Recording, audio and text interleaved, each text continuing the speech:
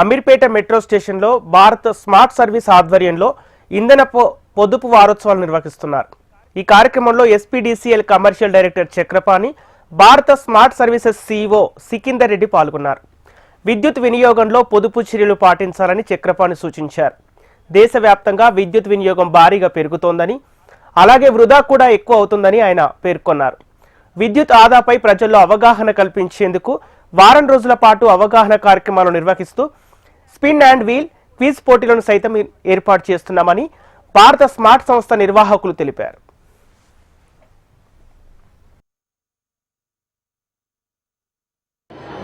విద్యుత్ కానీ ఇంధన పొదుపు అనేది ఎందుకు అనేది చాలా వరకు అందరికీ తెలిసిందే.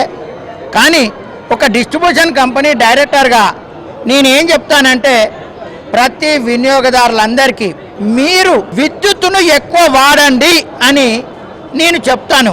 కానీ వ్యర్థం చెయ్యొద్దు, విద్యుత్తును వేస్ట్ చెయ్యొద్దు అని చెప్తాను.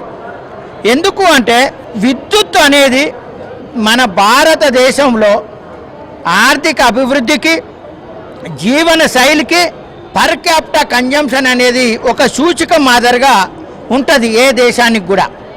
మన దేశంలో 1500 నుండి 1600 పర్ క్యాపిటా ఉన్నది. అదే మన తెలంగాణలో చాలా ముందున్నాం మనం, 2500 నుండి 2600 పర్ క్యాపిటా కన్జంప్షన్ ఉన్నది. పవర్ ఫ్యాక్టర్ పాయింట్ ఆఫ్ వ్యూలో న్యూ ఇండస్ట్రీస్కి న్యూ రెగ్యులేషన్ వచ్చింది. దాంట్లో అవగాహన అనేది కొద్దిగా ఇంత చేసినా కానీ ఇంకా తక్కువ అన్నట్టే ఉంది.